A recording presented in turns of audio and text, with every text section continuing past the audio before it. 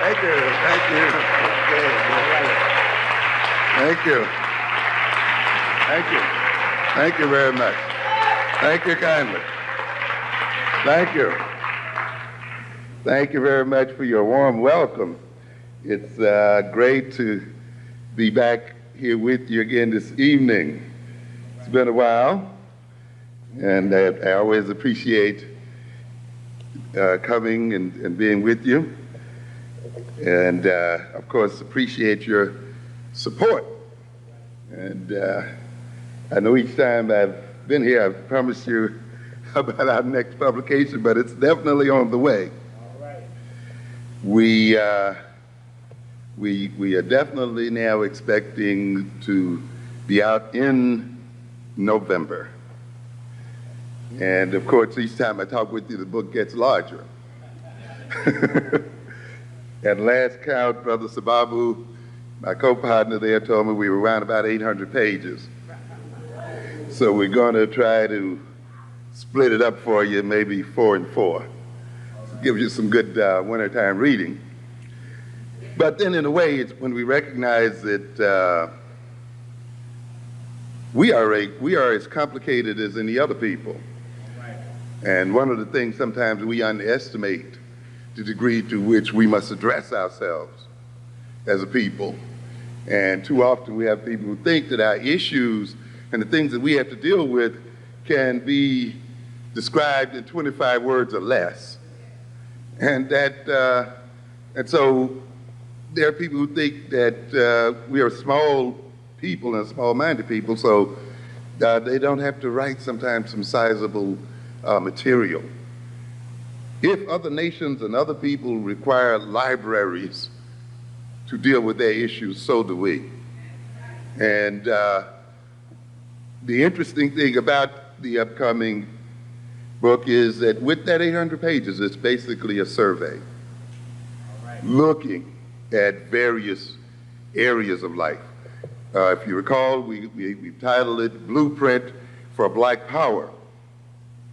And we are essentially then trying to lay out a blueprint, a prescriptive book.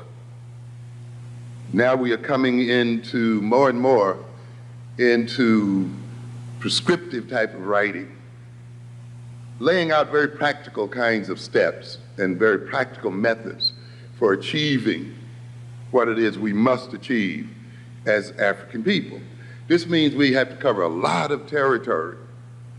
We are covering psychology, we are covering, of course, history, sociology, a great deal of political science, a great deal of economics,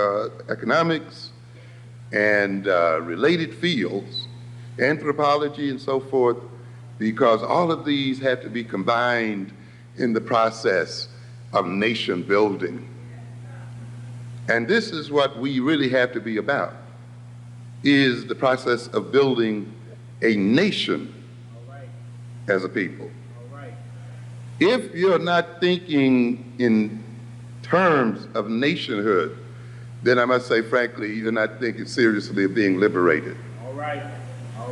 Trying to integrate and merge with our enemies is not going to solve our problem.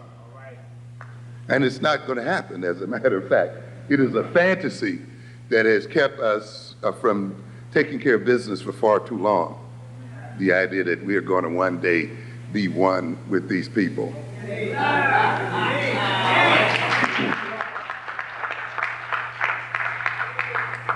That we're going to merge into invisibility with these white folk. And even if that were possible, we should question our motives for wanting to do so. Why would you want to merge with the world's greatest criminals and thieves? With the people who have the worst values the world has ever known.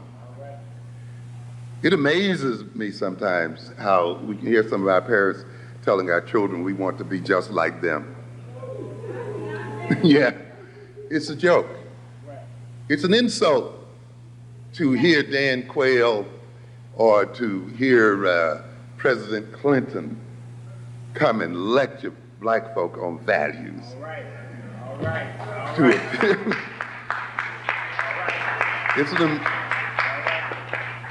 How dare we let these people into our churches to try to lecture us on values? Mm-hmm. It's an amazing situation to try to talk to us about values, to try to talk to us about population control. Another joke. Yeah. The first thing we think about when people talk about population control is the overproduction of African people. You know, so-called third world people. As I said, we can solve the overpopulation problem quickly if we could reduce the European population drastically. Mm-hmm. Yes, and people, of course, as I tell you, this world has to always be backwards, you see. The ones who need to be reduced most drastically have the world thinking the other way around. Because a good deal of the problem sometimes is not the number of people in the world, but the number of greedy people in the world. Where you have a so-called minority of people who consume the vast majority of the world's resources. This large population that they talk about could eat better if these people weren't eating everything up. And so, to a good extent, sometimes, to have more for everybody to eat, you have to get rid of the greedy ones. The ones who are over-consuming, who are taking the food out of other people's mouths, you see. But here you have the people who rob you and take everything you got and then say, you don't have enough to support yourself. You know. And this is the kind of joke that we got going out here. And we're going to come back to this issue of values. But we're going to talk a little bit about African-centered consciousness, personality, and culture as instruments of power. Because ultimately, this is what this whole struggle is about. Power. Not loving one another and all those things we hear. Power. And to a great extent, the problems that we are confronted with today as African people and African people in America flows from our powerlessness or our inappropriate use of power. We've been made to even talk about it. We've been made to think that power is sinful and that to pursue it is a sinful pursuit. And that it's wrong. But you cannot exist without power. Without power, there is no life. A battery without power is dead. You need power to act, to behave in the world, to deal with the world. And consequently, then, we must interpret what we are about in terms of power. And we have the power, ladies and gentlemen. We have the possibilities. We just need to reorganize ourselves, reorganize our consciousness and our personality and our culture, and see them as instruments of power, and use them as instruments of power to transform our situation. So we should not look at consciousness as some abstraction. As I often tell people, the most practical thing you can have is a good theory, is a good concept to guide your behavior, to be used as an instrument to measure reality, as an instrument to test reality. A good theory then organizes the world and organizes one's approach to the world. It permits one to be able to evaluate the world in terms of where one wants to go and in terms of what one wants to do. To be without theory then is to approach the world on an ad hoc basis, just to meet it here and there and to not approach it in a systematic form. To live reactionarily, always reacting to what other people are doing, always being overwhelmed by events and overwhelmed by the future, instead of creating events and creating the future and making the future. All right. See, when one has then a good theory and a good concept, one is able to do that. Consciousness, without human consciousness, there is no world. It is the presence of human consciousness that brings meaning into the world. All right. Without human beings in this world, conscious human beings in this world, in effect, there would not be a world. We bring the world into being through our consciousness. And through our consciousness, we create the world we live in.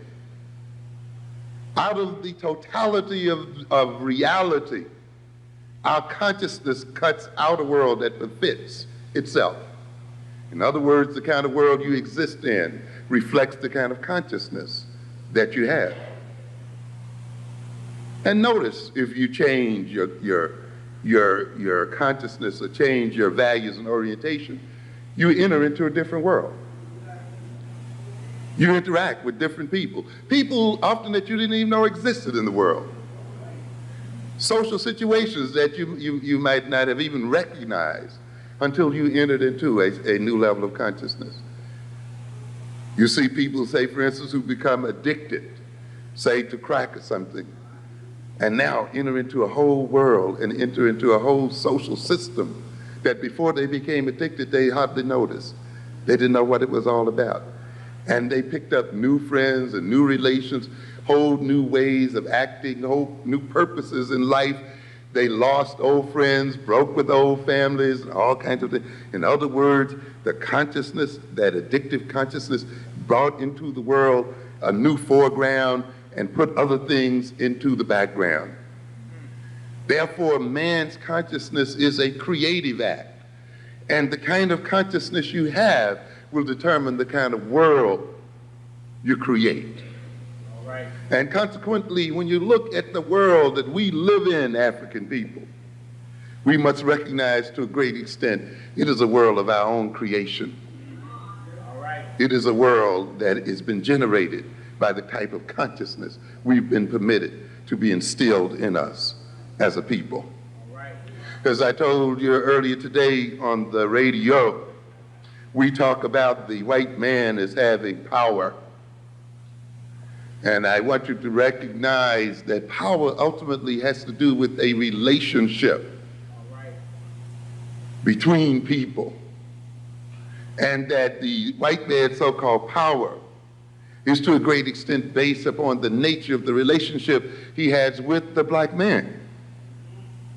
We empower him by the nature of our own behavior and attitudes as a people.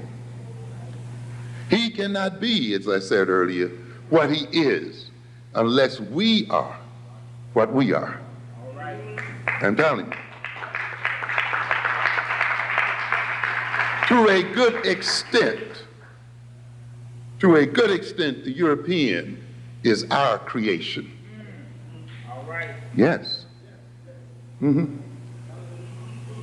If we look at our behavior, we will see that to a good extent it is our behavior, our values, our consciousness, the kind of personalities we've established in ourselves, our tastes, our desires and needs that maintains the European in this position. All right. We talk about the civil rights movement and the apartheid system of the South. When blacks decided just to get out of the buses and walk, the system changed. All right. Yeah. When they just stopped sitting behind the white driver, just changing that relationship, All right. changed the nature of power in that system. When they decided then to walk side by side, when they decided to walk abreast and line themselves up, because they had not walked that way before, for the ends before, the relationship changed. When they kept their monies in their pockets, All right. when they sat on those stools and blocked the other people from them, and changed the nature of the interactions between themselves and Europeans, the nature of the system changed. So therefore we have tremendous power. It depends upon how we align ourselves as a people and how we decide to relate to other people in the world, because they cannot have what they have unless we are who we are. And that is why we don't have to spend a great deal of time always appealing to them and analyzing them, because we can better appeal to our own sense of self and our own consciousness. And we waste a lot of time trying to transform them, when through transforming ourselves, they will be transformed automatically.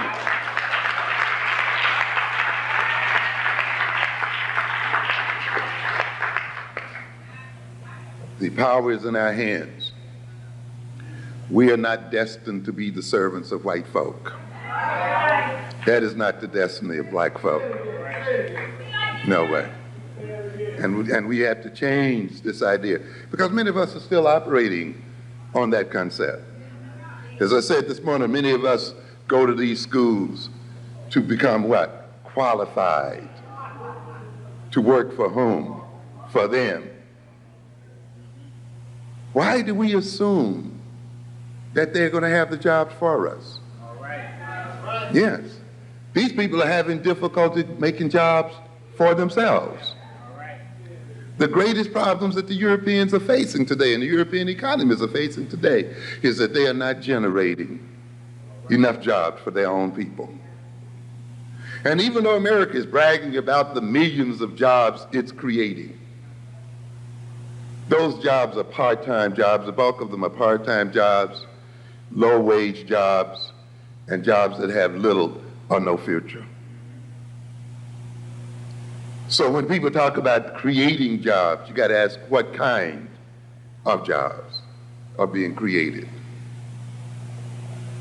That is why, of course, this system is not investing in black education. It no longer needs black people to maintain its employment structure. You see it bringing in people from outside of the nation to be employed. You see it even is hiring in the world itself, in other nations and other places.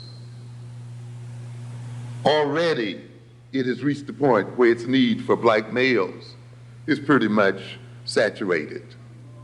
And it literally then is warehousing us in the jails and prisons and provoking us to kill each other and to destroy each other right here in these streets.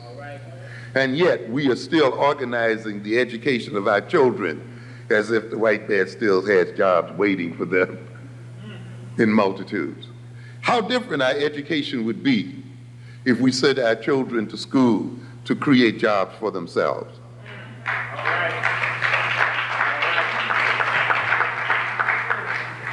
To create their own economic and political systems, to see themselves as the major sources of their employment. As I remarked earlier today while we were in the radio station, I heard something about some people out here protesting for jobs and pushing these other people for jobs. And I asked the question, do we know how many jobs we really create for other people? All right. We are a job creating people. All right. We don't realize it because we don't think in terms of nation. You see, if we saw ourselves as a nation, we could see that we create jobs like any other nation. All right. I mentioned that today. How many jobs are created by black music? All right. Yeah, look at the whole structure of the music industry. From promoters to manufacturers of the records and the tapes and what have you, to the whole entertainment field, to the sellers of music in the stores, you know what we say, the Tower Records and the other great sellers of records and music and so forth, advertising that uses our music and all these things. How many thousands of jobs are we creating as people? We're creating them, but they have them. All right. You see? All right. We sing the music, they sell it. We sing the music, they market it. We sing the music, they promote it, you see.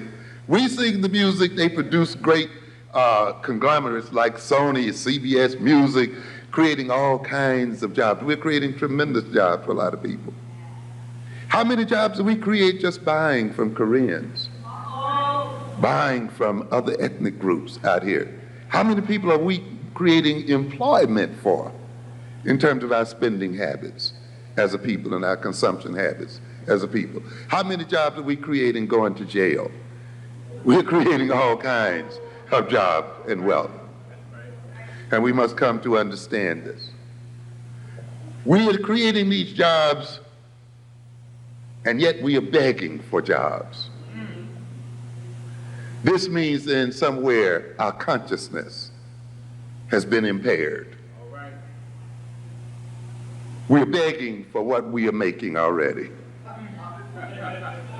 And we cannot use our own creations as a source of our own wealth. I told you earlier today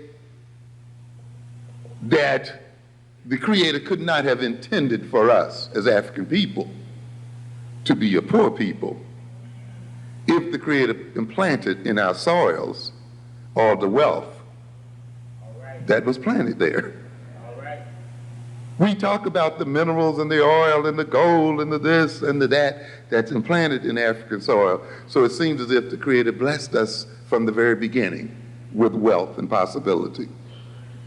Therefore, for us to be going hungry over this wealth and to be starving in the midst of it and to be perceived as a dependent, indebted people while our wealth is being shipped out to other people, we're actually selling a lot of it for pennies and nickels and dimes and less, means that there is something wrong with our consciousness. Because ultimately, ladies and gentlemen, we've said what? That the wealth of a people is ultimately not in their land.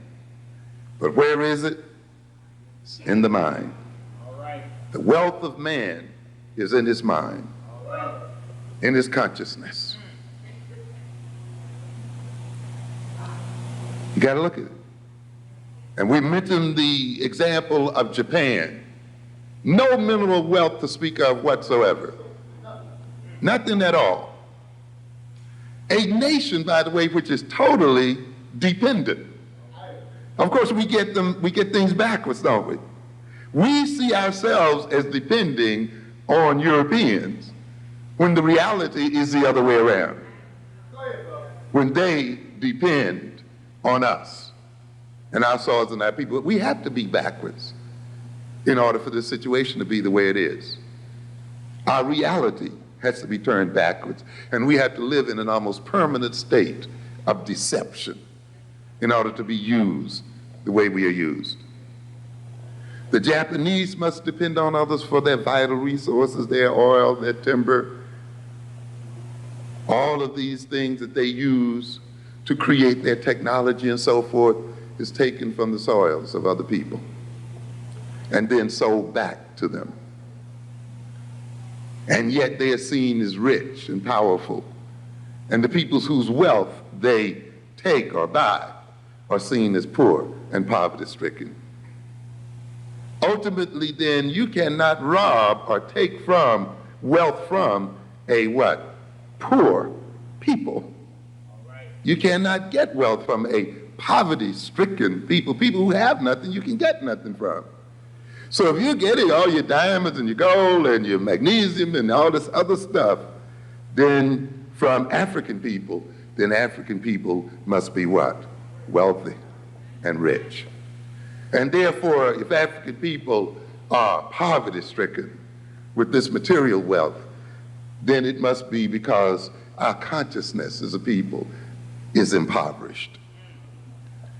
And we are suffering then an impoverishment of our mentality. As we said before, if you have a good mind, you can con another joker out of his land. You can con him out of his diamonds and his gold. And this is what the other people have done. They have used their mind and their cleverness and taken from us what they did not have originally. And therefore, consciousness is not an abstract concept. It is not a theoretical concept. It is a concept that is directly related to the reality one lives in and to the reality that one experiences. It is directly related to the type of life that one will live and does live. So I'm going to look at this for a minute, particularly the consciousness of Africans in America. I'm often somewhat amused and taken aback by the number of people in this society who claim that slavery occurred somewhere back there. And you got some so-called black conservatives who claim that slavery no longer influences the nature of African people. I wonder what those people have to conserve in the first place. Are they conserving power? They're conserving wealth? What does a black conservative conserve? You know, you have to conserve something.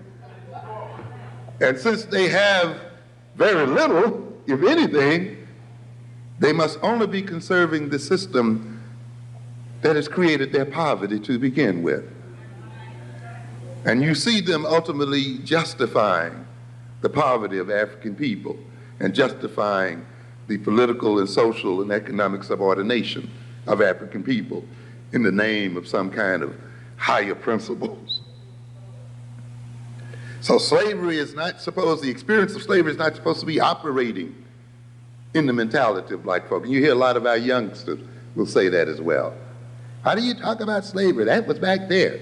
Or you know, whites talk about it. Well, you know, that was back there. We don't have anything to do with that anymore. You see. And it's an amazing situation because you have to remind them that you're still living off the interests of the wealth that your forefathers earned from slavery. You're still enjoying the accumulated wealth that began with the enslavement of our people. And if you're going to enjoy the wealth that was generated by evil, then you must take the curse that comes along with it.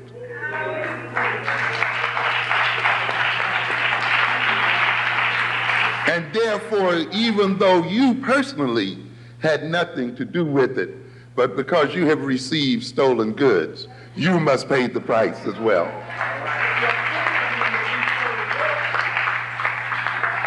And because you fight and struggle to protect those stolen goods, and you defend them, and you organize your society and your relationship to my people to maintain them and to continue to enhance them, then you must pay the price. All right.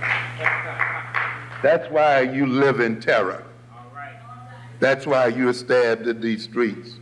That's why you're going to suffer, no matter how good you are, no matter how liberal you are. Ladies and gentlemen, when we behave as adults, we must recognize that our behavior will be visited upon our children, and that our children pay for our misbehavior. As we say, an act does not end at the point of its occurrence. It continues to reverberate into the future and down across the generations. And that's why when you behave in a particular way, you have to think in terms of 7 generations from your behavior as to how what you're going to do is going to affect those generations later on. And even though those children may appear to be so-called innocent, they will still pay the price of your own misbehavior. This country whose parents and whose adults have misspent its treasure and And while they have enjoyed that treasure, ultimately their children will have to pay the taxes or will have to pay the price. So we have a bunch of people out here who think they can rape and rob the world and think that they could have enslaved the world and think then that they are going to sleep well at night. It doesn't work that way. So we have some of our people here who think then that slavery was back then and had nothing to do, and had nothing to do with them. Ladies and gentlemen, we've never escaped slavery. We still share the slave consciousness of our great-great-grandparents. We are of the same mind to a great extent that they were. We have not advanced beyond these people.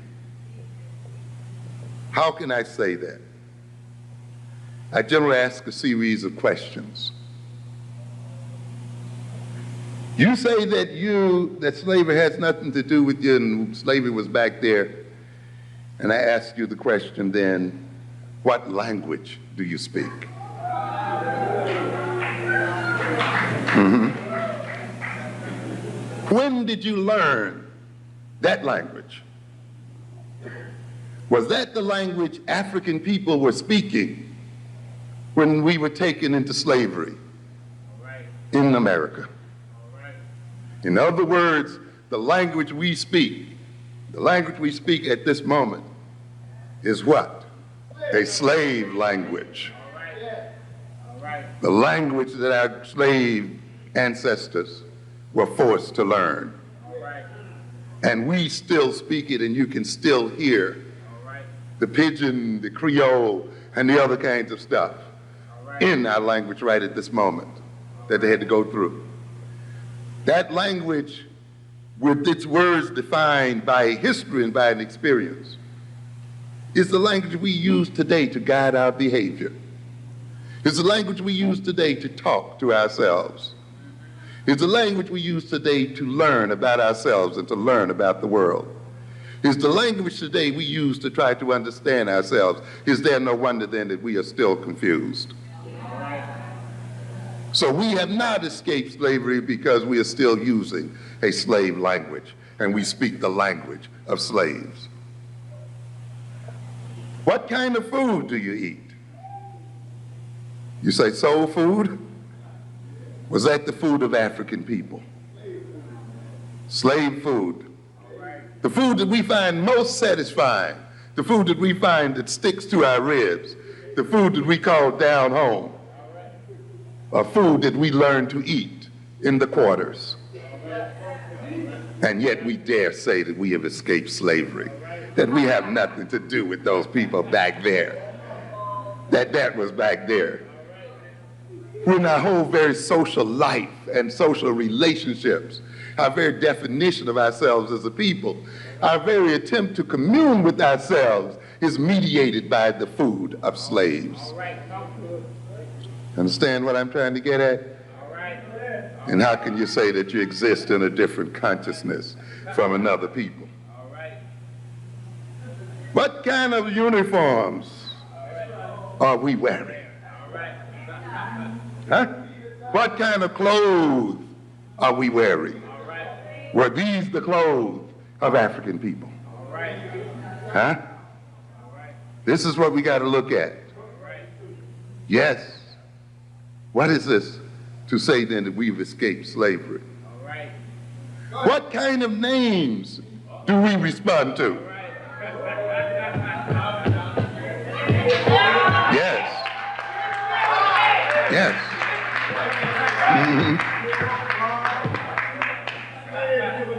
Tamikas and all these other things we got going out here.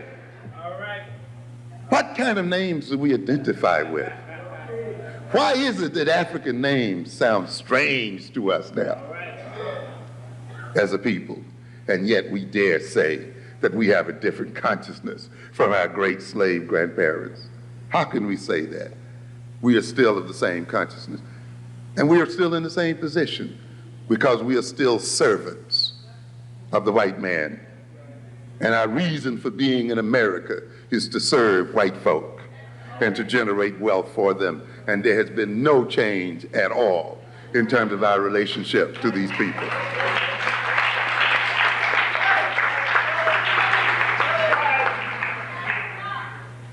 The values that we pursue are slave values and the values of servants. The social relations that we create and interact with were built and developed during the periods of slavery. We have not escaped it at all.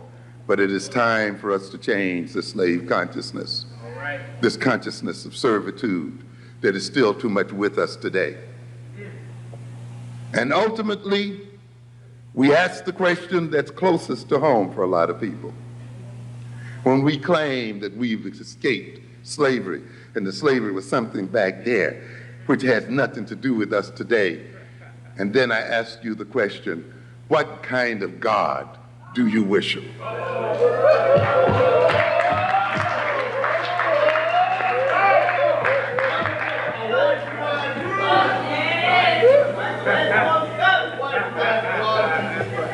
What's the name of it?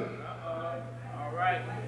Who taught you to praise him? All right. Was this the God you were praying to before you were brought to these shores? All right. Was this the religion you had before you were brought to these shores? Can you name one African God? All right. How can you then, who define yourself, All right. the very essence of yourself and the very essence of your soul, and organize the very nature of your life here on earth,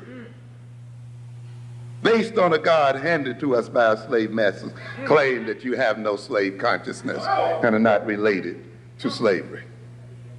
All right. In other words, then, ladies and gentlemen, we are not Africans. All right. We are possessed by spirits and demons.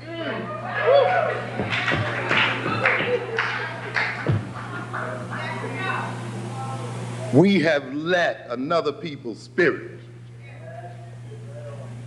take possession of our bodies and take possession of our minds. When we speak, it is not with our African voice. It is with the voice of that demonic presence that uses our lips to speak its own language. Yes. Yes, and we have to recognize this. We are possessed. All right. And if we are to transform ourselves and to transform that the nature of our relationship with those who are our masters, All right. we must engage in an exorcism and clear the devils out of our minds.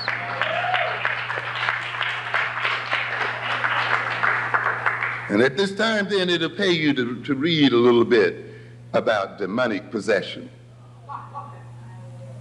And we have to be demonically possessed.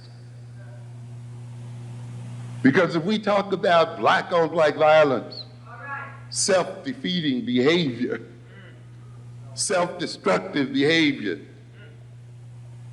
then we could not be possessed by a beautiful and wonderful God.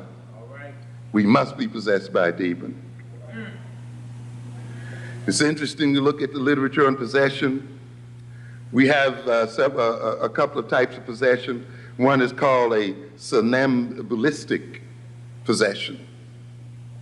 Somnambulistic. Soma, in this instance, having to do with sleep.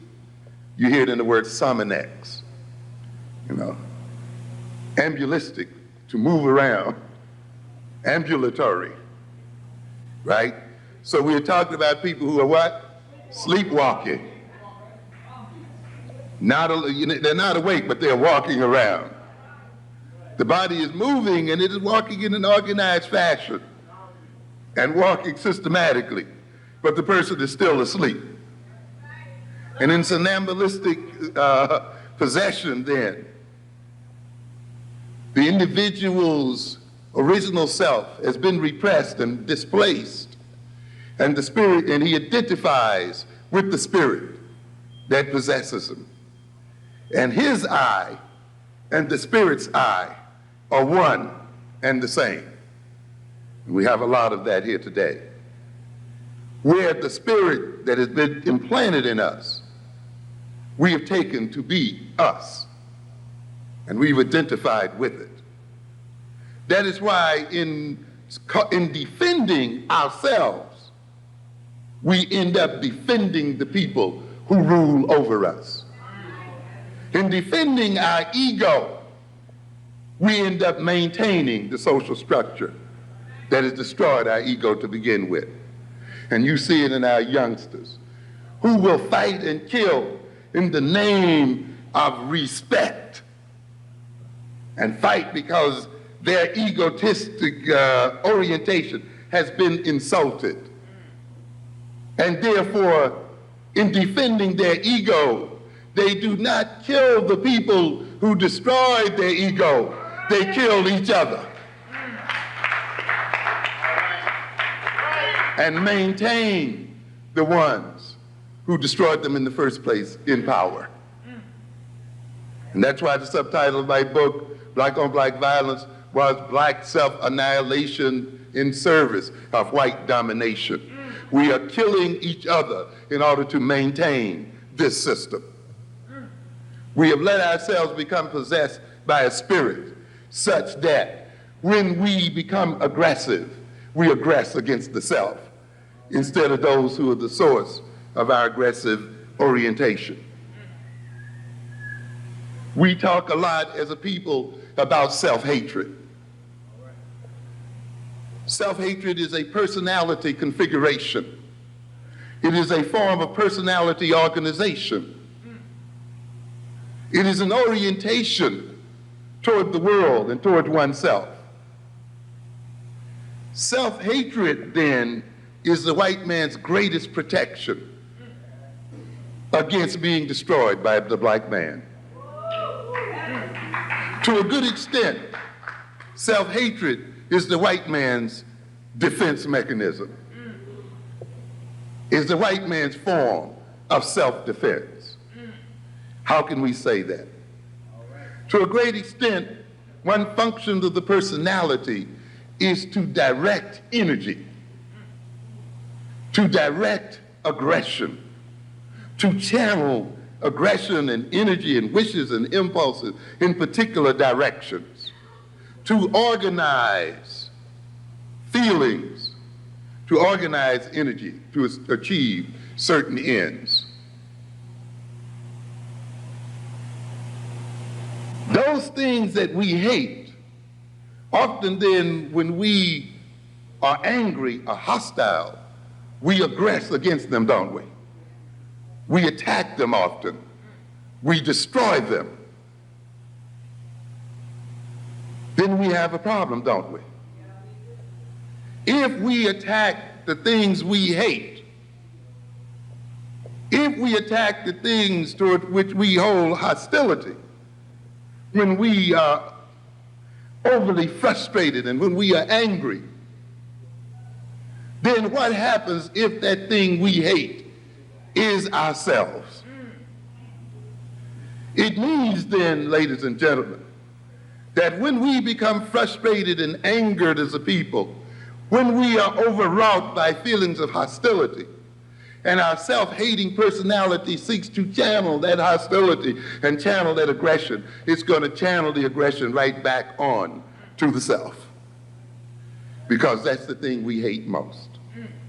So consequently, black anger then becomes a conduit for black self-destruction, for black self-defeat. The object of our hostile, aggressive feelings becomes ourselves. And you can see then how the white man is protected by that personality structure, right? While he stokes our anger, while he stokes our hostility, while he stokes our frustration, and while we get mad and we want to strike out, when we decide to strike out and aggress, we strike out and aggress against the self.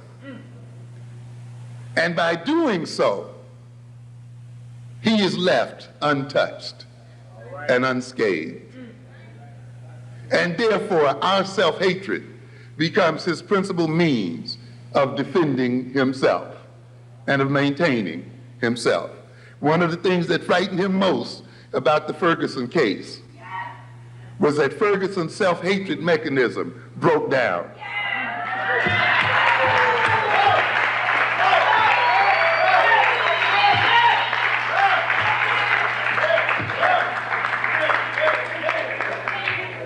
Unlike many deaf, dumb, and blind Negroes, he knew who his enemies were. And so when he got angry and hostile, instead of going out to drink himself to death, instead of going out to smoke crack and destroy himself, instead of going out to killing someone who looked like himself, instead of going out to commit suicide and put himself in a place to be destroyed by somebody else, he went directly to the source of his frustration.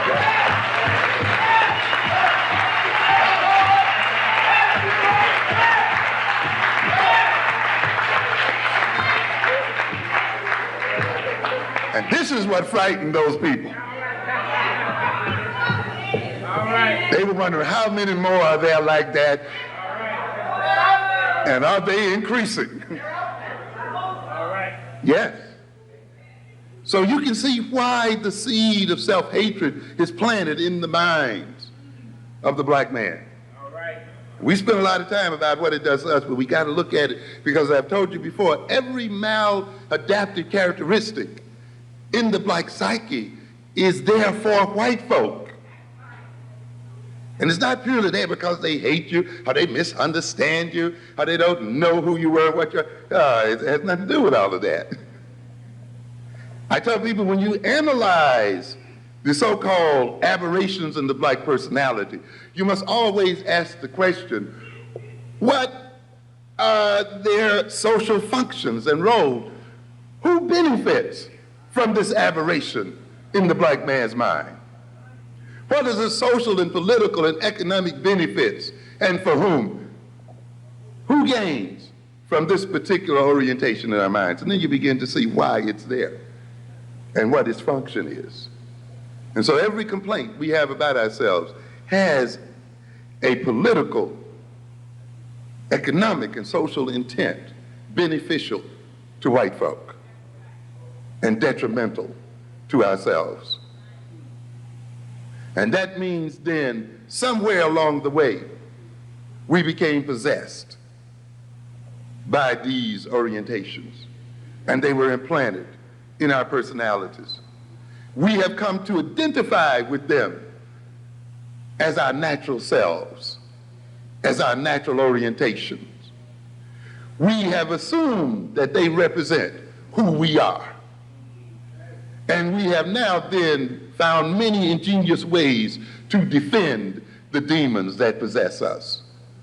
And ultimately then, those demons destroy us and have us destroy others like ourselves. There's another form of possession we call lucid possession. In this sense, the person at least has a sense of self, and they have the sense that there's another spirit in them. And they struggle with that spirit, sometimes losing the battle every now and then. They become obsessed with their struggle with the spirit, and in a sense then are disenabled by that struggle. So some of us are in that state. We're not quite satisfied with the identity we have. We know somehow that there's a deeper African self in us. We're also aware that there's a Eurocentrically implanted demon in us, and we wrestle with it daily. There's another type of possession we talk about here, and that's spontaneous. What has sort of occurred spontaneously against our will. This is in contrast to one we talk about as artificial, one deliberately created. What do we mean by that? When we go into a particular social setting, such as a church or such as a rock concert or the like, and we go through a set of rituals and behavior, we go there and go through these behaviors and rituals and songs and dance as a mean of deliberately being possessed by what? The Spirit. And having our bodies taken over and being possessed, and then we say, we feel what? The Spirit. We feel the Spirit living within us. And so consequently, much of our life is about provoking, through artificial means, spirits which take over us and assume control of our behavior. Latent possession means when we are possessed and we don't even know that we are possessed. And I think that defines a lot of us. We're not even aware, and those are the hardest ones to break through because they don't sense any kind of split within the personality. They and their possessing spirit are one and the same. And when you try to exorcise their possessive spirit, they feel as if you are attacking them personally. And in defending their person, they defend the spirit that possesses them. Let's be a little more concrete, and I want to just give you an example of what I mean by this. You know, and in the literature, we talk about these spirits as what we call the incubi and the succubi. The spirit that lies in the body or lies on the body, the incubus, and the one that lies under the spirit, the succubus. When we talk about this spirit, though, that possesses us, when we talk about this spirit that the European implanted in us in terms of the language, in terms of the food, in terms of the religion, in terms of the values, in terms of the social relations, in terms of the name, we are talking about a spirit that's just not a spookish entity in ourselves. It actually incarnates in us. What do we talk when we talk about incarnate? We are dealing with the Latin root carnes, which has to do with what? Meat, flesh. In other words, the spirit comes to dwell in our very flesh and comes to sculpt our very bodies. And therefore, the spirit is a physical thing as much as it is a psychological thing. The bodies that we have tonight, ladies and gentlemen, are bodies that have been created by the European experience and are not our natural bodies as African people. Just as the surface of our bodies reflect the influence of another people, the very internal nature and the physiology of our bodies reflect those people as well. That's why when you get rid of them, you're going to have a healing experience.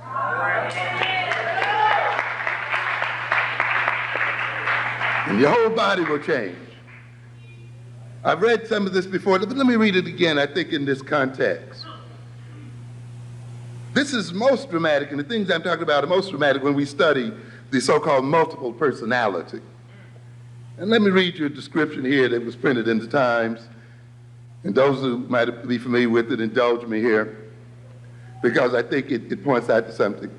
It begins, when Timmy drinks orange juice, he has no problem.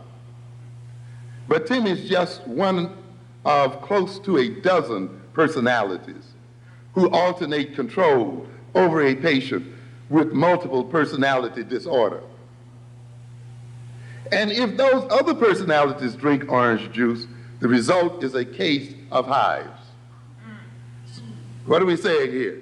We got one body, but depending on what consciousness possesses that body will react to the drinking of orange juice with or without hides. It will break out in blisters.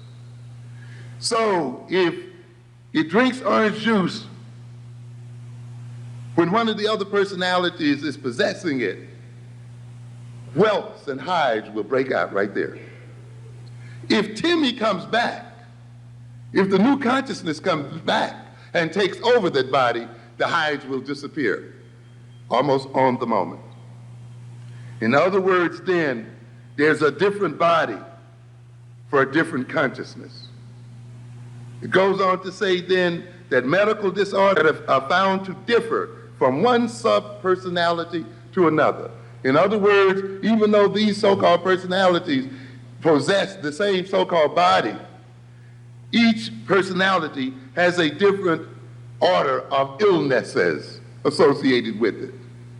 Each personality is vulnerable to a particular type of ailment, one way or the other. So what are we talking about? We are saying that each consciousness, which is represented by each personality, creates its own body, creates its own physiology, and thereby creates its own vulnerability to various ailments and so forth. You see, you get people in medical school who try to teach you that disease only occurs as a result of some kind of viral syndrome or some kind of entry into the body of some bacteria or other thing, and certainly that is a part of it, and certainly there's reality there. But the body must interact with the viruses and must interact with the disease entity. And this is what we talk about when we talk about the immune system, that health is not necessarily the absence of the disease, but the capacity of the body to resist the disease, to stand up against the disease. And so consequently then, when these bodies are taken over by different personalities, these personalities apparently change the nature of the immune system of those bodies, making them vulnerable to diseases when one personality is present and not so when another is present. Which means, ladies and gentlemen, then, that the nature of the consciousness which possesses us as persons will to a degree determine the illnesses to which we are vulnerable as a person and as people.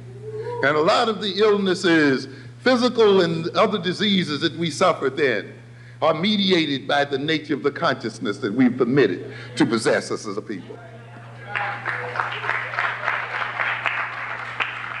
So to a great extent, the defeat of disease, the maintaining of health, must not only be pursued in terms of discovering new drugs and these kinds of things, but must involve self-discovery and self-knowledge.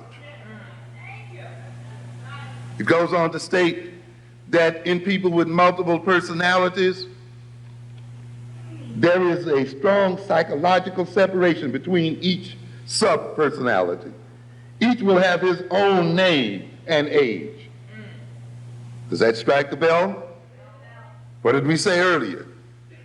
To what names do we respond? Are they the same names to which we responded prior to slavery? So in other words, as we got the new slave personality, we got what? New names. Yes, yes, yes. And we were changed.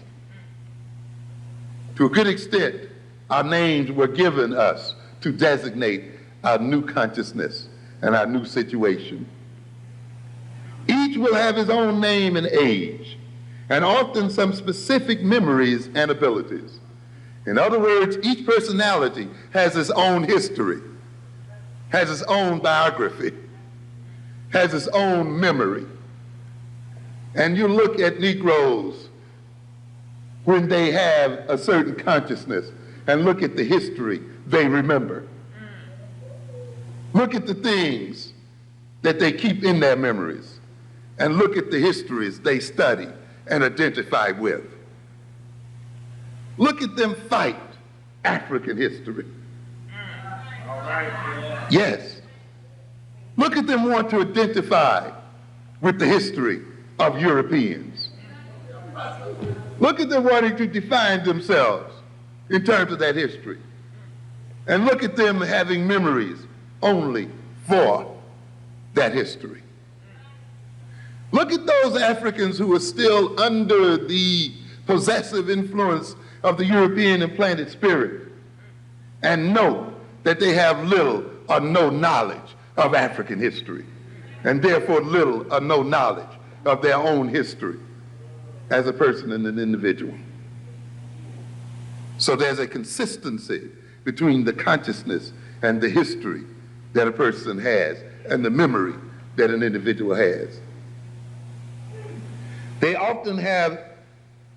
frequently, for example, personalities differ in handwriting, artistic talent, or even in knowledge of foreign languages. Speak a different language depending on the personality that's in there. Multiple personalities typically develop in people who were severely and repeatedly abused as children, apparently as a means to protect themselves against the pain of abuse. Does that strike another note in you? Often only one or two of the subpersonalities will be conscious of the abuse, while the others would have no memory or experience of the pain. To a great extent, the personality of the African American today has been shaped by our desires to escape the memory of the slave experience, to deny its existence. We don't want to talk about it. We don't want to come in terms with it. We don't want to re-experience it psychologically. We don't want to know about it. And therefore our lives becomes defined by eternal escape and avoidance of reality and of history and of a knowledge of who we are and how we came to be who and what we are. And consequently, we cannot act upon the reality of our history, and we guide our behavior and define ourselves in terms of a fantasy as history and a misinterpretation of reality. This is what it is. Yes. How did we get this religion we talked about earlier? I talk about Star Trek, and we talk about the time warp that Star Trek depicts quite frequently, of how people move from one state of consciousness and one world and are suddenly flipped into a new world. They go through a warp, and suddenly, all of a sudden, everything that they used to use to guide themselves no longer counts. The language that they used to speak can no longer be understood in the new world. The values that they used to guide their behavior are no longer workable. In fact, it gets them into trouble.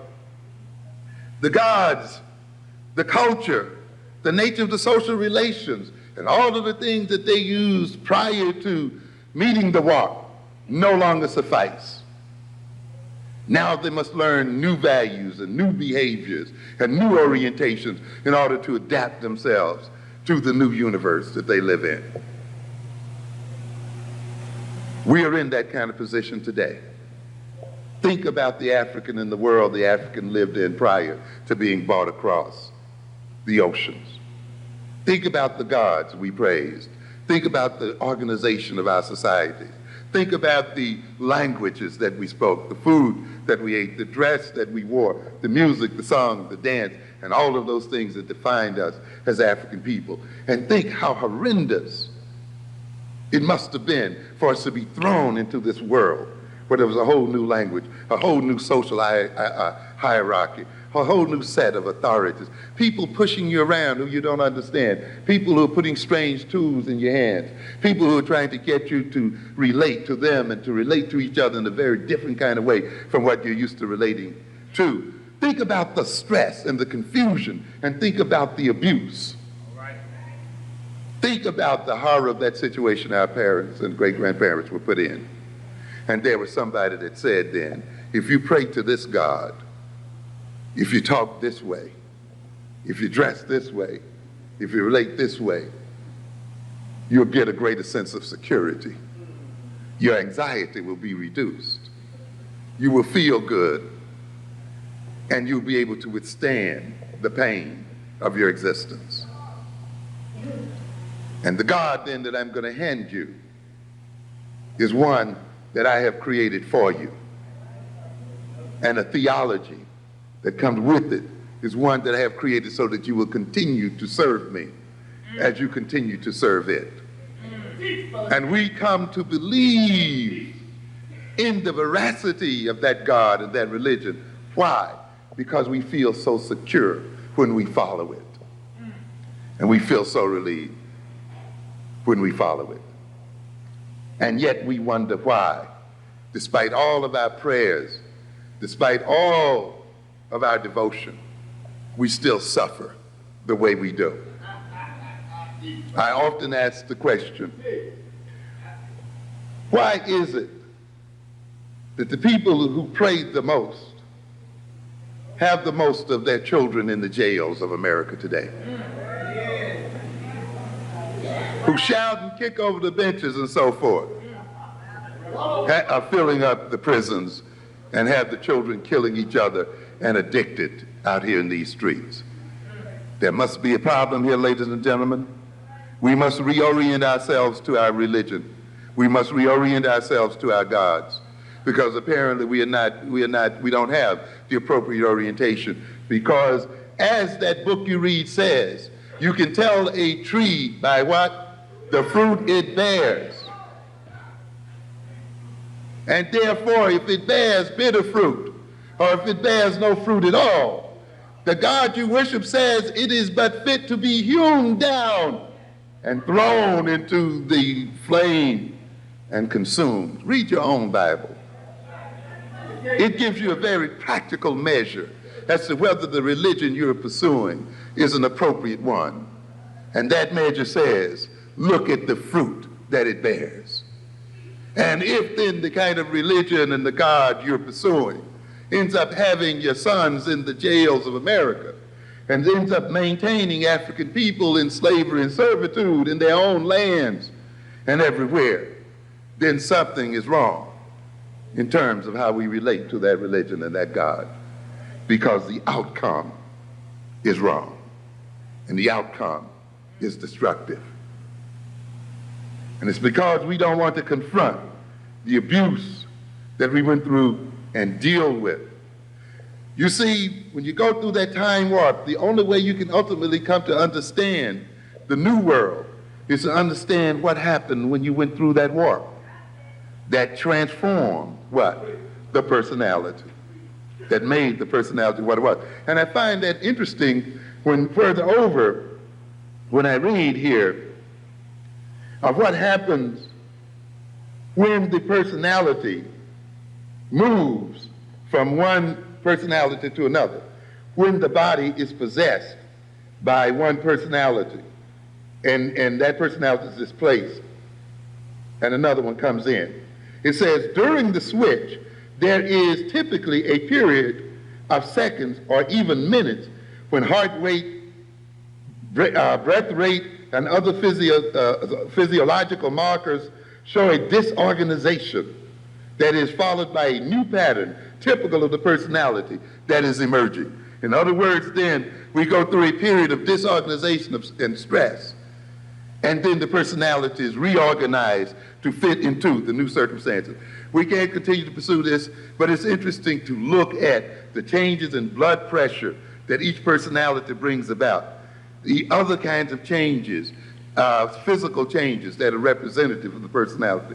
So what are we saying here then?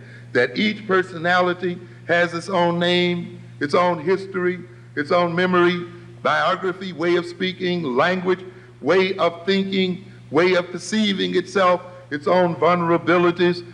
Each personality generates its own life space and generates its own types of social relations. Each personality has its own tastes and appetites and its own morality. So to a great extent then, if we look at the problems and issues that confront us today as African people and see those issues in terms of the consciousness, we would recognize that we must rid ourselves of the consciousness that has been implanted in us by our European masters. One other thing I want to bring about in this situation, we notice that if you engage people in behavior therapy and you scan their brains and look at how their brains metabolize energy, there's a relationship between the areas of the brain that are rapidly using energy and the type of mental activity a person is undergoing and the type of physical behavioral activity the person is undergoing.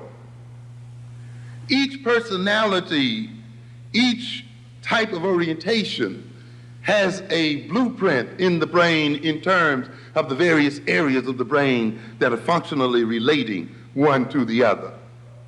And it's interesting to note, for instance, if we look at something called the obsessive compulsive personality, the person who cannot stop repeating a particular behavior, no matter how irrational it may be, the person who must wash their hands every 30 minutes, even if they are not dirty, but who are compelled to the point that they wash their hands to the point of rawness because they cannot stop, is this kind of person. The person who is absorbed by a particular type of image, by particular kinds of thought or orientation that they cannot get out of their minds.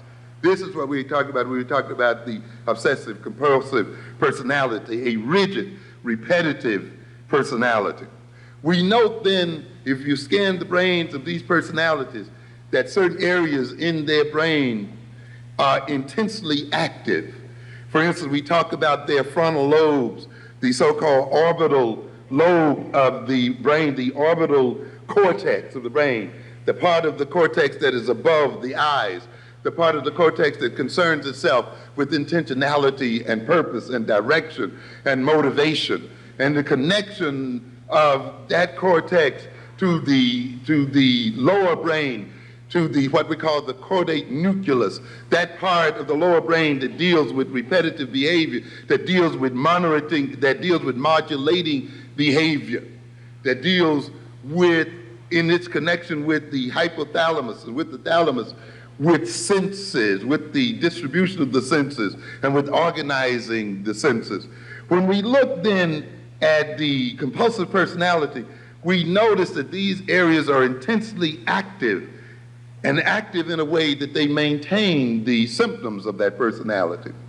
It has been shown then that when these people take a drug such as Prozac, the intensity of and they respond to them in a way that their symptoms are relieved, the intensity of the interaction between these three brain areas is decreased or delinked.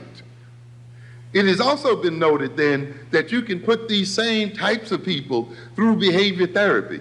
That is, by changing the nature of the social relationship between the therapist and the patient, changing the nature of the rewards and punishments that the patient undergoes in an effort to change the patient's behavior, by changing the way the patient thinks about what is in their mind, thinks about the problems that they're in. And when you can successfully then reduce the symptoms of the compulsive disorder through this social conditioning, we note too the same kinds of physiological brain changes that occurs with the intake of the drug occurs with the intake of social training. Now, what are we saying then? Yes, that too, but what we're saying ultimately then is that the nature of the consciousness and the nature of the experience of the individual physically transforms the brain and physically transforms the way the brain operates. And therefore, when we talk about consciousness, we're talking about something that is real. We're talking about something that transforms both the psyche and the body. One of the things that you note when the individual is possessed, that the facial muscles change and that the body itself changes in a way that it literally incarnates and represents the nature of the spirit that is possessing the individual. So to a good extent, if you're in certain religions, you can tell what particular spirit is possessing the person by the very nature of the behavior that the individual is exhibiting and the very shape of their very physiological body and their face. In other words, ladies and gentlemen, once we get the spirits of these demons that the Europeans have implanted in our bodies, our faces and our bodies themselves will be transformed. To a great extent then, a lot of the way we look and a lot of the way we have organized ourselves physically is a result of the type of consciousness that we have. To a great extent, and I will begin to wrap it up here, to a great extent, the kind of consciousness that inhabits us reflects the kind of culture that we live in, the nature of the culture that we are a part of. Recognize, ladies and gentlemen, that culture cannot exist outside of our minds and of our bodies. Culture does not exist out there. History does not exist out there. History and culture can only exist in the minds and bodies of people. If there were no people in the world, there would be no history in the world, no culture in the world. Culture does not stand outside and direct us. It is where? Inside of us, and it directs us from the inside. Culture is instilled in our bodies and in our minds. And we have to keep that in mind, because sometimes we tend to see it as something separate from ourselves. Culture indwells in us, and it inhabits our bodies. Our history dwells in us, and it inhabits our bodies.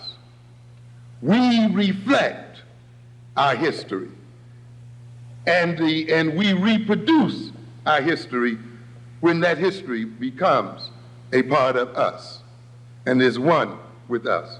We tend to see culture in terms of music, in terms of the kind of dance we have, in terms of the songs we sing. And that is a part of culture. But ultimately, culture is deeper than that. Culture is a way of thinking. Ultimately, culture is a conspiracy. That is, it is a means by which a group of people organize the way they think, organize the way they believe, organize the way they see the world, so as to create a consciousness by which they can cooperate in achieving certain ends, so that they can mutually aid each other and gain ends that they cannot gain as separate individuals. So culture is an instrument of power. The individual through culture extends his power, and the culture extends the power of the group. When we talk about music and song and dance, what we are talking about here then is how culture ultimately comes to be implanted in our bodies. You see, we tend to look at song and dance and music as entertainment. And this is our serious mistake. Amen. We have a lot of our youth out there looking at music as mere entertainment. When we say that we are being enculturated, it means that a spirit is being implanted in us by the culture. It means our group is instilling in our bodies and in our minds a possessing spirit such that when our culture calls our name, we respond to it. When our culture is in need of defense and support, we then defend it and support it because we are at one with it. In other words, why does the black man respond to the white man? Why does the black man serve the white man? Why does everything the black man do benefit the white man? Why does the black man say freedom is doing what I want to do? And why is it that everything he wants to do enriches the European? Why is it that our youth say that they are being free and that they're doing what they want to do and they're expressing themselves, and it involves buying a $100 pair of sneakers from white folk? Yes. Yes. All of this kind of stuff. Why? Because the spirit that is implanted in the human mind and in the human psyche is there to only respond to its creator and to its master. And therefore, when you let another people generate a spirit in you, when you let another people generate certain values in you, when you let another people generate a certain look, generate a certain reality for you, when you let another people let you see yourself in a particular sort of way and see your own people in a particular sort of way, they have implanted a spirit, and that spirit has been created by them, and that spirit only responds to them. And it only responds to them in terms of furthering their interests and working against the interests of the body it possesses. And this is why there's that self-destructive spirit in us. Because the demon that possesses a body is not there for that body. It is there for the creator that placed it there. And if necessary to obey its creator, it destroys that body. It will destroy the body it inhabits. The taste that that spirit has will be taste that can only be satisfied by buying from its master creator. The values that that spirit wishes to satisfy and realize can only be realized by going through the aegis of the master that created it. That is why every value and every taste and every desire and every need that provokes us, every one of these things that we seek to desire, ends up having us going through white folk. And that's why we think we need them. And every time we satisfy them, they in some way benefit in our seeking satisfaction. Because the demon that we call ourselves is answering to the call of its master. So a culture creates its own possessing spirits and enculturates and inculcates those spirits into the bodies of its members, so that those members, in defending their own egos, in defending their own interests, in defending what they perceive as their own needs, in satisfying their own taste, in satisfying their own values, satisfy the needs of the culture, enrich the culture, empower the culture, defend the culture, advance the interests of the culture. And how then does the culture implant its spirit into its members? It does it in a very strong and primordial way. It uses vehicles. And one of the major vehicles that's used is music, rhythm, song, dance. A culture involves people moving what? Together, in tandem, in rhythm. It involves them having the same temporal sense, the same kind of time clock, so that they can move in synchrony, one with the other. And music is about synchrony. Poetry is about synchrony. Song is about synchrony. Music is about symbols.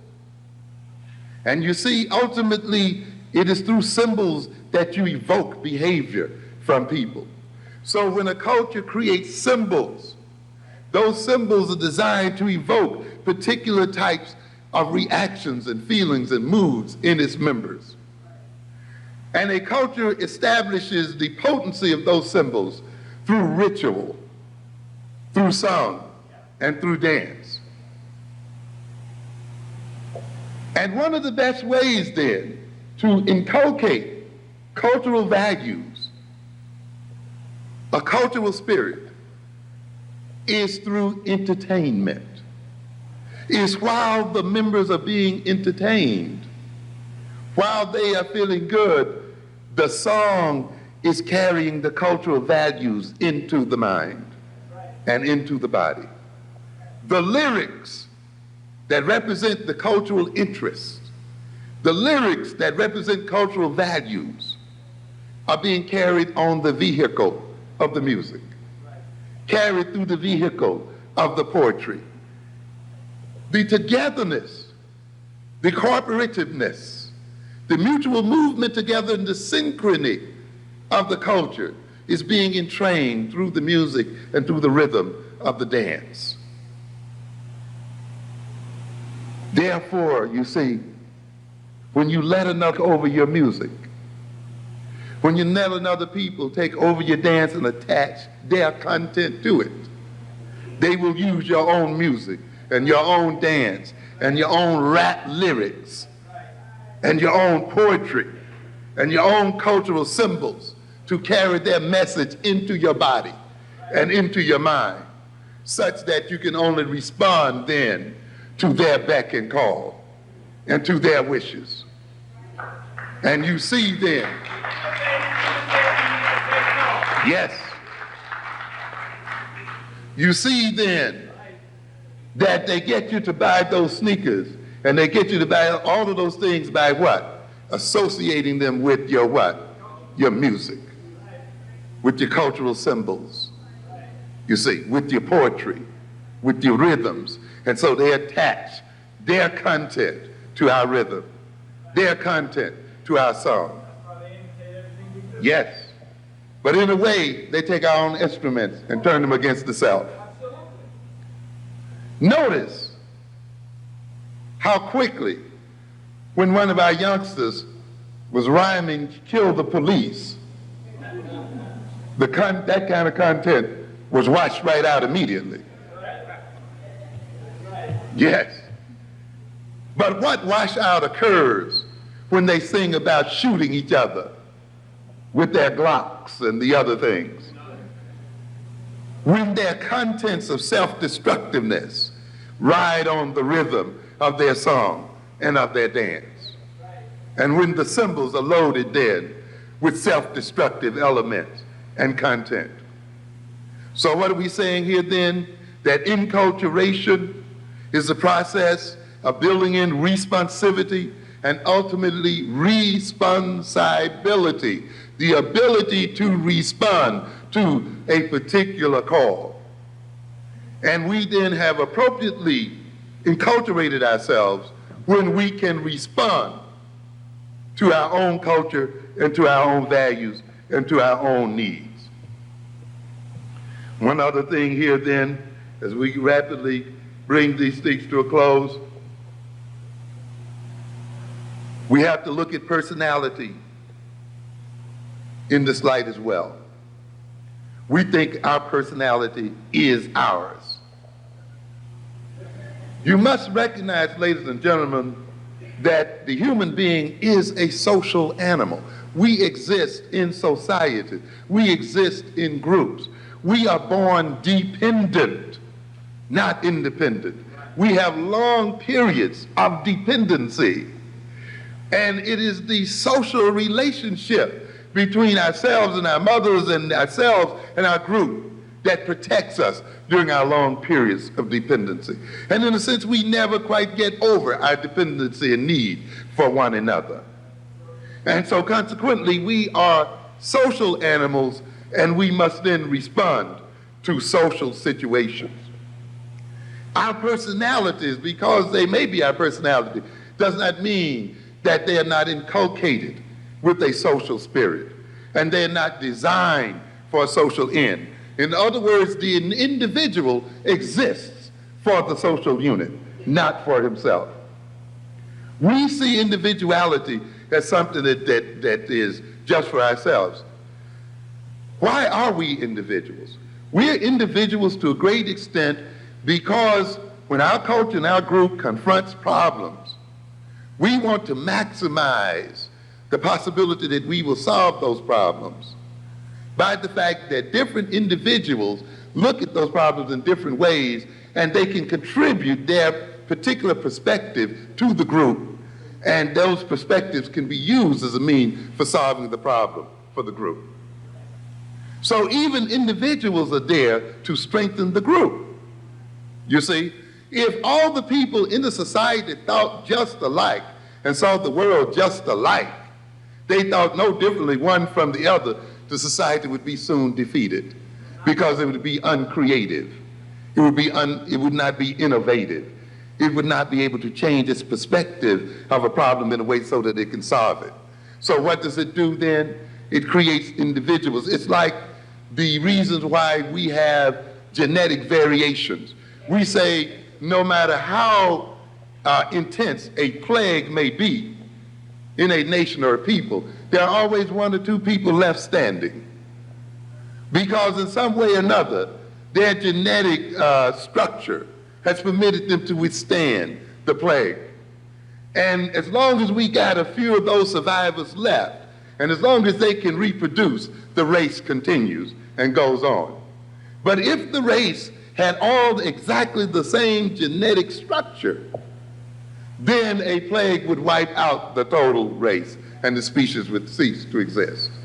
And the same thing then operates in terms of differences in personalities. We differ in personality ultimately because these differences contribute to the survival of the species. And therefore our differences are here to maintain the whole. So the main problem of a society is to maintain enough cohesion so people can act together and behave together and act in synchrony one with the other and cooperate with each other, but not be too overly organized so that they cannot bring their own creative perspectives to problems and issues. You see, and this becomes the problem of society. So there must always be that tension between being in the society and obeying its rules, but being a little bit off so that we can say, hey, maybe if you look at it this way, we can work it out and we can deal with it this way. So the personality itself must carry the element of society within itself. But the thing we must note, that personality, consciousness, and culture are cultural creations. And the type of culture that people exhibit and the type of consciousness we exhibit and the type of personality we exhibit reflects the type of history and experience we've undergone as people. When you let another people then be the determiner of your history and experience, they then become the determiners of your consciousness, of your personality, and of your culture. Ultimately, we must recognize that we use consciousness to deal with the world. Culture is an adaptive tool. It's an instrument by which we deal with reality, by which we adapt to reality, and by which we adapt reality to ourselves. The kind of consciousness we have will determine how we deal with reality. Consciousness then will, in the fact that it determines how we are going to deal with reality, how we change reality, then is a power. Because ultimately, power is about enabling something to take place. The ability to do something, the ability to change something, the ability to adapt, the ability to defend oneself, the ability to change oneself in order to solve a problem. This is what culture is about. Culture is not static. Culture is not stuck in one place. Culture itself must reconstruct itself if the system in which it exists is reconstructed and rearranged. That is why some of us get in trouble, because we want to find an African culture stuck somewhere back in the 13th century and want to apply it to ourselves at this point in a different context. African culture is not a culture stuck in place and time. African culture is constantly changing and evolving because the context in which African people live changes and evolves. What makes it African culture is that it operates in the interest of African people. It is designed to advance African people. And therefore, the consciousness must be measured in terms of the degree to which it maintains our survival and advances our interests and puts us at the center of our concerns and at the center of our purposes. When then we talk about black culture, make sure we're not talking about a reactionary culture, a culture that has been generated by our reaction to our abuse by white folk and to our control and domination of white folk. Because it's a good part of what we call black culture that we need to exorcise from our psyches so that we can evolve a culture and an African-centered culture to advance our interests as a people. Another very important aspect then of consciousness is what we call values. Those things that we prefer, those things that we see as right, those things that we think we should need, those things, the pursuit of which determines our behavior, organizes our minds. Values are what I call the directional factors of consciousness. What are we talking about here? When you value something, and that value is implanted in your brain, the brain calls forth all of its resources, all of the content that it has, the knowledge it has available to it, the behavioral skills it has available to it, the cognitive skills, the thinking skills and things like that it has available to it, and organizes those things and relates those things one to each other in such a way that the value can be achieved. When we then think about something that we value and we want to realize something that we value, we consciously or unconsciously assess our minds and say, do I have the relevant knowledge? Do I have the relevant skills? Do I have the relevant thinking and cognitive skills so that we can organize these knowledge and skills in a way that we can achieve those values? If we believe we have those skills, if we believe we have the content, if we appropriately organize those contents through thought, then we pursue those values. And chances are we may realize those values. If though we have those values and we assess ourselves, we recognize that we don't have the appropriate skills, we don't have the appropriate knowledge and content, we don't have the appropriate thought styles and so forth, we then say, well, maybe we should develop the requisite skills. Maybe we should learn the requisite knowledge. Maybe we should develop the means of thinking. And once we do this, we will then organize them in a way to achieve our values. Once we then have values and are guided by values, and those values guide those skills and contents and so forth, we are empowered to realize those values. And therefore, values are a type of power. Where am I going with this? I'm going with this to say this. If values are a type of power, if values are the things that guide our behavior, if culture is a type of power, and consciousness is a type of power, and personality is a type of power, if we let another people determine the nature of our consciousness, our personality, and our values, they then gain power over us. If consciousness, culture, personality, and values are instruments of power, they then use our consciousness, our values, our culture as their instruments of power. How does this work out in reality? They take our cultural products, our music, our song, and use them as their instruments of power. Yes, and benefit from them. So then, what is an African-centered consciousness? An African-centered consciousness is one that is based on African-centered content, based on African-centered knowledge, based on African-centered values, based on an African-centered consciousness. To the degree that our consciousness is based on African-centered values and so forth, we are empowered as African people. To the degree those values and consciousness are determined by other people, we become their instruments of power, and they use us against ourselves. So consequently, if we are to be empowered, and if our power is to work in our interests, then our consciousness must be an African consciousness. Our values must be African values. Our personality must be an African-based personality. If not, we may suffer first ethnocide and then genocide. What are we saying? It means that our culture will not be functional in a way that it protects our interests.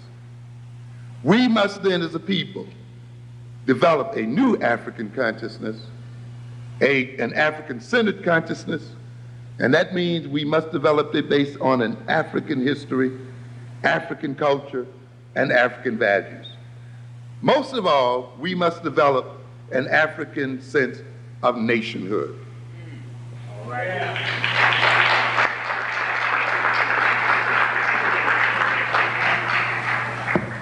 To a great extent, many of the problems we suffer today is a result of the fact that we do not see ourselves as a nation.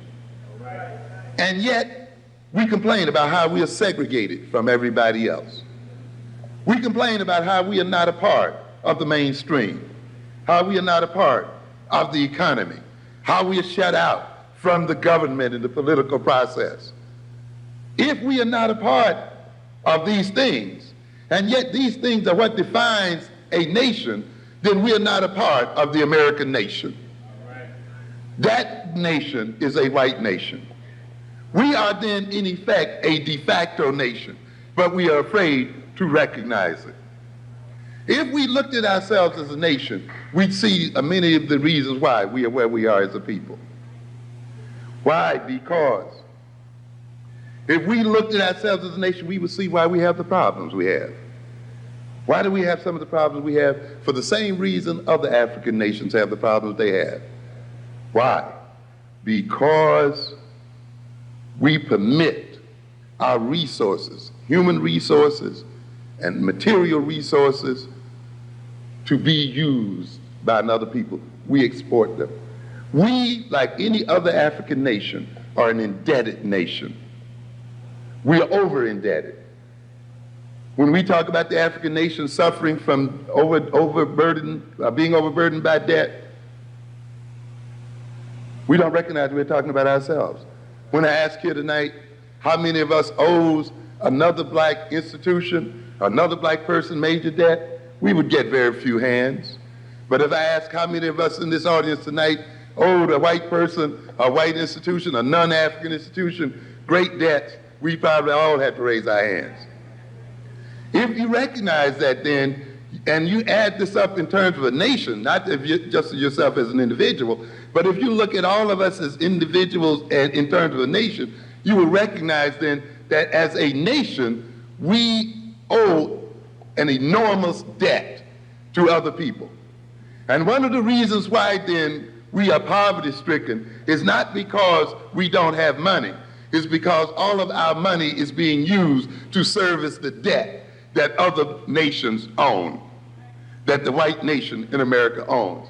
And because we spend so much time paying our installment plans and paying our money out to these other nations of people, we cannot save our monies, we cannot accumulate our money and create wealth so that we can employ ourselves as a people, so that we can support our families as a people, so that we cannot build the schools we need to build to educate our children the way we need to educate them as a people. And consequently, we have the similar problems that all African nations have almost, where they cannot build highways or build schools or build hospitals or build institutions, communication systems and other systems, because all of the wealth that they are generating is being exported out to European nations and other nations to whom they owe debt. But you can only see this when you look at yourself as a nation. And when you look at yourself as a nation, then you can see that you can change this problem by changing the debt relationship you have to other people. I was looking at an issue here the other day when we were talking about looking at African nations, and we talk about the African nations as monocultures, meaning that they often exist by shipping out one or two major products, cocoa or cocoa beans or oil or gold or something like that, and they ship these products out into what we call a buyer's market. That is, the people they sell these products to set the prices that they're going to pay for these products. So that many of these nations now are being paid less for their products than they were paid 30 years ago. And yet the nations that buy their products and lower the prices on their products are selling them back those products in processed form and selling them back their own products that have been manufactured here for higher and higher prices. And then we wonder why Africa is in debt and why Africa is impoverished. But that is the result of the fact that they are caught up in an impoverishing mechanism. But we need not talk about the continental African because we are in the same situation here today. The African American nation is a monoculture. What is the commodity that we sell? Labor. We're not selling much manufacturing. We're not selling much other products. The major commodity that we have to sell was the commodity that we were bought over here for in the first place. And what was that? Labor. And now we are selling our labor in a buyer's market, meaning that the people who buy our labor are buying it at the prices they set. And they keep devaluing the price that they're willing to pay for our labor. On top of devaluing the price, they're no longer even demanding the labor. So after a while, we won't be able to sell our labor at any price. And we will then be totally deprived as a people. And therefore, we are caught in a similar position.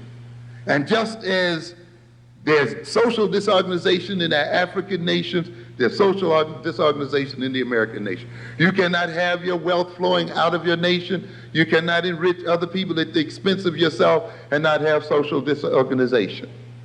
And that means then, if we look at ourselves as a nation, the African American nation must do what all African nations must do. We must capture our own internal resources. We must gain control of our own internal markets. We must trade within ourselves as a people and a group and generate wealth within our own nation as a means of counterbalancing our dependence upon Europeans and upon the white nation itself. But in order to do this, we must have a nation consciousness. We must now organize and relate to ourselves as a nation of people. When we look at our relationship, we say to the Koreans as a nation, we see the same relationship that Japan has to America as a nation. You notice that they are bargaining right now, negotiating, right? Japan is building up its resources. It is blocking out U.S. industry from its nation, yet it is entering into the American markets and selling there and taking out the wealth of the American markets. If we look at our relationship to Koreans, to Dominicans, to other groups, we'll see the same relationship where those groups can enter into the African American nation, set up shop, ship out its wealth day by day and night by night, and yet the African American entrepreneurial nation is not permitted to set up shop in their midst, is not permitted to carry wealth from their nations. And they then grow fat on the surplus that they gain from the African American nation. This means then that if we think of ourselves as a nation, we must protect our internal markets from the intrusion of outsiders. We must not permit them entry into our nation. As I look and I see down the 125th streets, yes, and look at our people locked outside there in the outside, and some people claim that they are protesting this kind of thing. I agree with our vendors there that if black men and black women cannot make a living on that street, then no other people should be permitted to make a living on that street. We are not obligated in any kind of way to feed the children of other people before we feed our own. But it's only if you think in terms of nationhood that you can resolve this kind of problem. We have tremendous possibilities as a black nation that we don't know where. You can see these white boys over there pursuing China, don't you? Right? They're over to China, knocking over each other to get to it. What is the China market worth to the European? You know what the China market is worth to the European? $500 billion at this point. Do you know what the black market is worth to the European here in America? $400 billion. Our market is worth as much as the Chinese market, the Mexican market, which they've drawn up to bring in NAFTA. It is worth as much, and is worth more than the market of Canada. You know? We are not able to place conditions on their entry into our markets by saying, if you enter here, you are going to pay taxes. If you enter here, you're going to leave something here. If you enter here, you're going to leave money in the institutions. You're going to contribute to our schools. You're going to contribute to our recreational centers. You're going to contribute to the employment of our people and to the stability of our families. If you cannot contribute to these things, if you cannot create jobs, if you cannot contribute to the education of our people, then we cannot permit you to operate within our borders. This is the way a nation runs. You don't let another people walk in and have their way and walk out and leave you impoverished as a people in the name of a free market. There's no such thing as a free market. Yeah, that's white folks' propaganda. Free and open market. No free market. They force people into that market. Castro was not free to say, I don't want to be a part of it. When he said, I don't want to be a part of it, they did what? Embargoed him and locked him out. The Japanese, in the early part of the century, said, we don't want to be a part of your market. What did the United States do? Sent Admiral Perry in there and blasted those markets open. What free markets do you have there? There are no such things as free markets. And when you learn that, you're going to be the better for it. And we got the markets, but we are not taking advantage of them. We've gotten ourselves in a situation where we are locked out of other people's markets and we permit them into our own, such that we are locked out of our own market. And then we wonder why we suffer the way we do. It is not because we are poor. If we were that poor and impoverished, then why did those people come to us to earn their living and their wealth? It means then we must be a wealthy people. I was looking over here at a recent report. You see, we have, as a people, everything that it needs to make a nation. We have telephones, fax machines, computers, highways, bridges, riverways, waterways, trucks, everything that many nations in the world, in fact, the vast majority of nations in the world, wish that they had available to them what the African American nation has available to it. They wish they had the highways. They wish they had the trucks. They wish they had the trains. They wish they had the ships. They wish they had the computers, the telephones, and all of those kinds of things that you can just pick up and dial right away, and they don't have to be routed through France or somewhere else. The lights don't go off at 2 o'clock every day or just flip on and off. You got it all here. Then why then are we not better off than we are? Because it is not enough. As I told you earlier, it is not enough to have gold in your soil, or oil in your soil, or diamonds in your soil. You must have a consciousness. It is only with an appropriate consciousness that these things can be transformed and converted into what? Wealth and power, and can be used for the advancement of a people and the survival of a people. The same is true here then.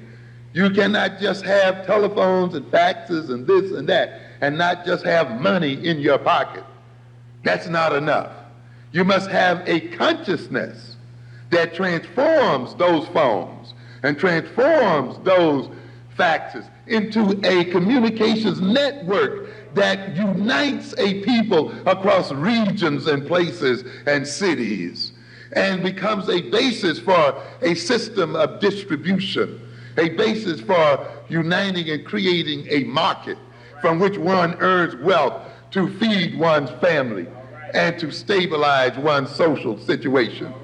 But you can have all of these things, but if you don't have a sense of nation, if you don't have a group consciousness, if you do not identify yourself as a nation, then these are but so many instruments and becomes, as a matter of fact, the means by which we destroy ourselves. We're looking at the black buying power in America here, 1990 to 95. We got a report here called the Georgia Business and Economic Conditions, published here by the Selleck Center at the University of Georgia, titled Black Buying Power by Place of Residence, 1990 to 95. The second of a two-part analysis of buying power in specific markets. What are we talking about here? Is this published for us? No. What it's published for is for white folk. And it's telling them how much money black folk got. And it's telling them that the money black folk got is the difference between their success and their failure. It reads in part here, Georgia's African American population thus controls approximately 16 cents of each dollar in spending power. That is about $1 in 6 is spent by black consumers. How aware are we of the kind of power we have as African people? Clearly, they are a substantial economic force throughout the state. But without a national consciousness, you don't recognize that. But they recognize it. They go on to say, for many of Georgia's businesses, the ability to capture black spending can make the difference between success and failure. They're putting it right in your face. If black spending power, if black spending can make the difference between the success and failure of Georgia businesses, and we're talking about what? White folks' businesses, that means black folk got what? Power. Because power is about what? The ability to succeed or to bring about what? Failure. And when somebody else's success or failure depends on your own behavior, then you have what? Power. New York State, the largest black market in the world, the largest black market in the world and the largest black market in this country. How much money are we worth?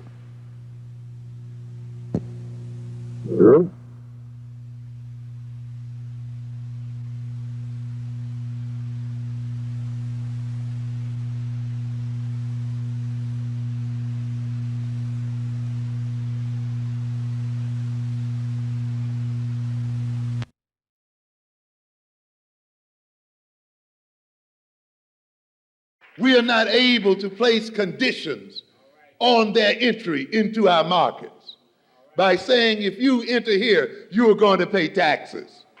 If you enter here, you're going to leave something here. If you enter here, you're going to leave money in the institutions. You're going to contribute to our schools. You're going to contribute to our recreational centers. You're going to contribute to the employment of our people and to the stability of our families. If you cannot contribute to these things, if you cannot create jobs, if you cannot contribute to the education of our people, then we cannot permit you to operate within our borders. This is the way a nation runs. You don't let another people walk in and have their way and walk out and leave you impoverished as a people in the name of a free market. There's no such thing as a free market. Yeah, that's white folks' propaganda. Free and open markets. No free market. They forced people into that market. Castro was not free to say, I don't want to be a part of it. When he said, I don't want to be a part of it, they did what? Embargoed him and locked him out. The Japanese in the early part of the century said, we don't want to be a part of your market. What did the United States do? Sent Admiral Perry in there and blasted those markets open. What free markets do you have there? There are no such things as free markets. And when you learn that, you're going to be the better for it. And we got the markets, but we are not taking advantage of them. We've gotten ourselves in a situation where we are locked out of other people's markets and we permit them into our own, such that we are locked out of our own market. And then we wonder why we suffer the way we do. It is not because we are poor. If we were that poor and impoverished, then why do those people come to us to earn their living and their wealth? It means then we must be a wealthy people. I was looking over here at a recent report. You see, we have as a people everything that it needs to make a nation. We have telephones, fax machines, computers, highways, bridges, riverways, waterways, trucks, everything that many nations in the world, in fact, the vast majority of nations in the world, wish that they had available to them what the African American nation has available to it. They wish they had the highways. They wish they had the trucks. They wish they had the trains. They wish they had the ships. They wish they had the computers, the telephones, and all of those kinds of things that you can just pick up and dial right away, and they don't have to be routed through France or somewhere else. The lights don't go off at 2 o'clock every day or just flip on and off. You got it all here. Then why then are we not better off than we are? Because it is not enough. As I told you earlier, it is not enough to have gold in your soil, or oil in your soil, or diamonds in your soil. You must have a consciousness. It is only with an appropriate consciousness that these things can be transformed and converted into what? Wealth and power, and can be used for the advancement of a people and the survival of a people. The same is true here then. You cannot just have telephones and faxes and this and that, and not just have money in your pocket. That's not enough. You must have a consciousness that transforms those phones and transforms those faxes into a communications network that unites a people across regions and places and cities and becomes a basis for a system of distribution, a basis for uniting and creating a market from which one earns wealth to feed one's family and to stabilize one's social situation. But you can have all of these things, but if you don't have a sense of nation, if you don't have a group consciousness, if you do not identify yourself as a nation, then these are but so many instruments and becomes, as a matter of fact, the means by which we destroy ourselves. We're looking at the black buying power in America here, 1990 to 95.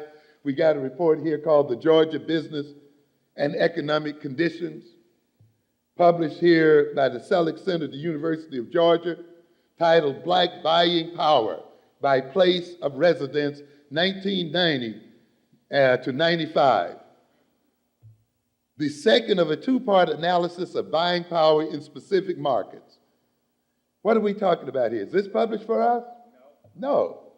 What it's published for is for white folk. And it's telling them how much money black folk got. And it's telling them that the money black folk got is the difference between their success and their failure. It reads in part here, Georgia's African American population thus controls approximately 16 cents of each dollar in spending power. That is about $1 in 6 is spent by black consumers. How aware are we of the kind of power we have as African people? Clearly, they are a substantial economic force throughout the state. But without a national consciousness, you don't recognize that. But they recognize it, They go on to say, for many of Georgia's businesses, the ability to capture black spending can make the difference between success and failure. They're putting it right in your face. If black spending power, if black spending can make the difference between the success and failure of Georgia businesses, and we're talking about what? White folks' businesses, that means black folk got what? Power. Because power is about what? The ability to succeed or to bring about what? Failure. And when somebody else's success or failure depends on your own behavior, then you have what? Power. New York State, the largest black market in the world, the largest black market in the world and the largest black market in this country. How much money are we worth in New York State, black people? You know how much money we are worth? $61 billion. That is a lot of money. This represents well over 10% of the buying power in New York State alone. I'm speaking of the area, the New York, Connecticut, tri-state area. And what does that mean? Now, but don't look at that absolute figure. Look at what would happen if we reinvested that $60 billion.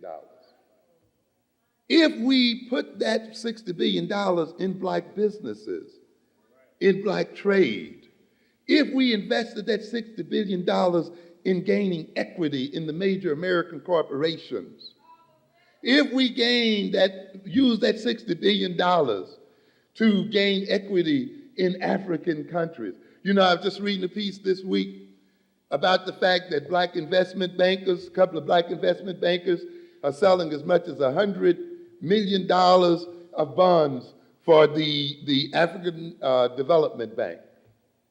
Yes, another black investment banker is selling something like $500 million of securities for African businesses and infrastructural development. What does that mean, African people? That means that if we were knowledgeable of corporate finance, if we were knowledgeable of investment vehicles, we could literally finance the development of Africa. And by buying securities in the African Development Bank, by buying bonds, by buying other investment instruments in African corporations, even if they're owned by white folk, because once we buy the shares, we become the owners. In other words, then, by using black wealth, we can become the vehicle for financing African growth and development. And by using our own wealth and financing our own businesses, developing our own economic system, we would multiply our wealth, and we would not only be then worth $400 billion, we'd be worth $800 billion or more, and we would go stronger. And the stronger we grow, the more others would depend upon how we spend in order to survive, and to that degree, we will gain power over them. If tomorrow we decided as African people to build co-op supermarkets across this country, and we can do it, so that we can sell our people grocery and food at below wholesale prices.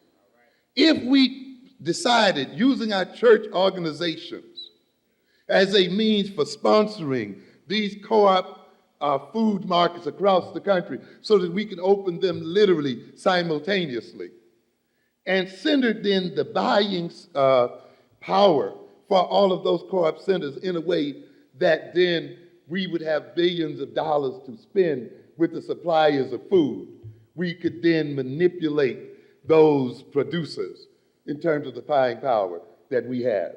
We can begin then to place our people on their boards.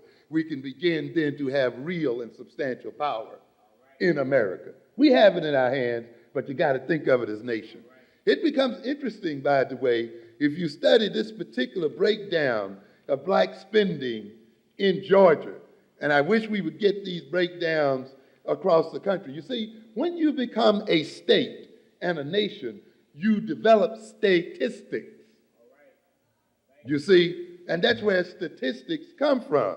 It is the means by which a state and a nation gathers information about itself so that it can use that information to reorganize itself and to set itself up in ways to advance its interests. So once you become a nation, you become sensitive to the fact that you need a lot of information so that you can use this information. Now, when I read about the percentage of black buying power in Georgia by counties, something becomes very surprising. You note, for instance, that black buying power is as high as 25 and 26% in many of these counties. For instance, in Liberty County, Georgia, black buying power there is 22% of the total buying power. In Meriwether, 25%. Peach County, 25%. And you can just go on and on. In some of these counties, black buying power is as much as 45%, 35%. In other words, the black consumer has these counties by the balls.